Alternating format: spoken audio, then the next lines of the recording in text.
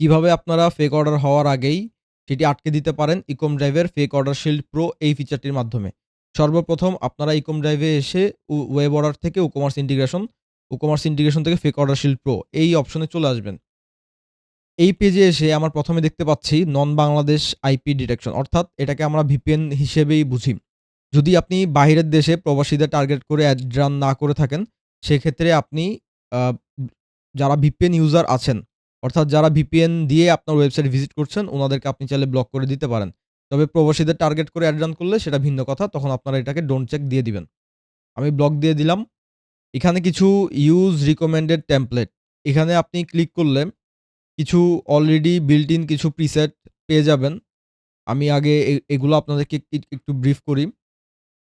এই টেমপ্লেট অনুযায়ী নতুন কাস্টমার, অর্থাৎ এই টেমপ্লেটটি যাদের খুব বেশি ফেক অর্ডার আসছে, খুব বেশি মেসিভ আকারে ফেক অর্ডার আসছে, আপনারা চাইলে এই টেমপ্লেটটি ইউজ করতে পারেন।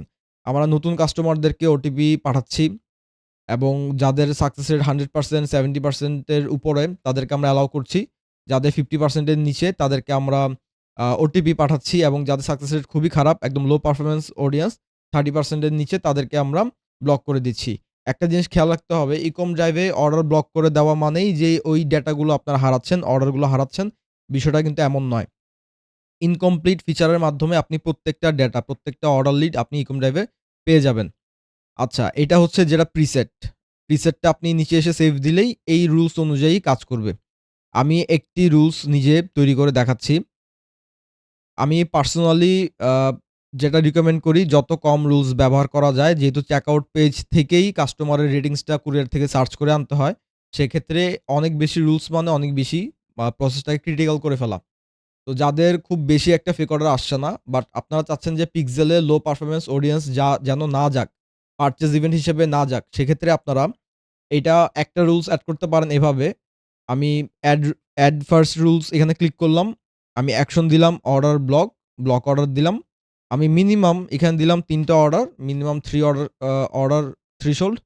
আমি এটাকে মেক্সিমাম করে দিলাম 49%।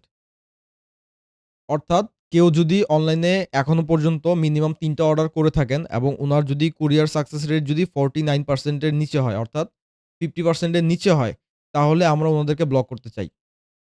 দেখুন, একটি রুলস দিয়ে আমি যাদের 49% এর নিচে উনাদেরকে আমি ব্লক করে দিচ্ছি এবং যারা 49 অর্থাৎ 50% থেকে যারা 100%, আমি একটা রুলসকে কেন এভাবে 49 দিয়ে দিলাম? কারণ হচ্ছে ৩ টা অর্ডারের মধ্যে যদি কেউ একটা অর্ডার আপনার রিটার্ন করে থাকে, সেক্ষেত্রে কিন্তু উনি আ মানি সেক্ষেত্রে কিন্তু ২ টা অর্ডার যদি উনি রিটার্ন করে থাকে সেক্ষেত্রে কিন্তু উনি ব্লক হয়ে যাবে।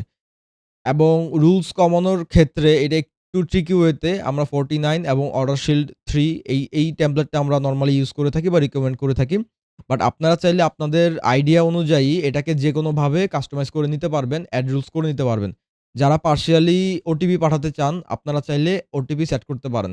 যেমন আমি এখানে এড রুলস দিতে পারি যে সেন্ড ওটিপি। আমি যারা নতুন কাস্টমার, বেশিরভাগ ক্ষেত্রে দেখা যাচ্ছে যাদের আ কুরিয়ার সাকসেস রেট একদম 0, মানে এখন পর্যন্ত ডেলিভারি নেয়নি, ওই ধরনের নাম্বার থেকে হিউজ পরিমাণ ফেক অর্ডার এসে থাকে। সেক্ষেত্রে আমি ওটিপি অ্যাকশন দিব সেন্ড ওটিপি। আমি এড রুলস এ ক্লিক করব। অ্যাকশন দিব সেন্ড ওটিপি। আমি থ্রেশহোল্ড দিব 0। আমি সাকসেস রেটটা যেহেতু 0 থ্রেশহোল্ড এ আমার কোনো সাকসেস রেট আমার জরুরি না। আমি এটাকে ডিসেবল করে দিয়ে আমি এটাকে অ্যাক্টিভ করে দিব। এখন একটা জিনিস খেয়াল করুন, এই যে আমি ওটিপি দিলাম ২ টা রুলস, একটা ব্লকের রুলস, একটা হচ্ছে ওটিপি রুলস। আমার কিন্তু আ ব্লকের রুলসের ব্যতীত বাকি সব অর্ডারের জন্য কিন্তু আমার ওটিপি অ্যাক্টিভেট হয়ে গেল। তো এটাকে ঠিক করার জন্য আমাকে আরেকটা রুলস সেট করতে হবে। অর্থাৎ আমি কাদেরকে অ্যালাউ করতে চাই, এই জিনিসটা আমাকে বলে দিতে হবে। তো আমি অ্যালাউ করলাম। আমি অ্যালাউ করলাম আ আমি সবাইকে অ্যালাউ করতে চাই, বাট নতুন কাস্টমার ছাড়া। তাহলে মিনিমাম যার একটা অর্ডার থাকবে এবং মিনিমাম সাকসেস রেট আমি দিতে চাই। ১ম এ এনাবল করে নিব। পার্সেন্টেজটাকে এনাবল করে নিব। মিনিমাম সাকসেস রেট যাদের 50% এর উপরে। মিনিমাম 50% এর উপরে। এটা একটু খেয়াল রাখতে হবে। মিনিমাম মানে হচ্ছে 50% থেকে শুরু হবে। ৫০ থেকে ১০০% পর্যন্ত আমি সবাইকে অ্যালাউ করতে চাই।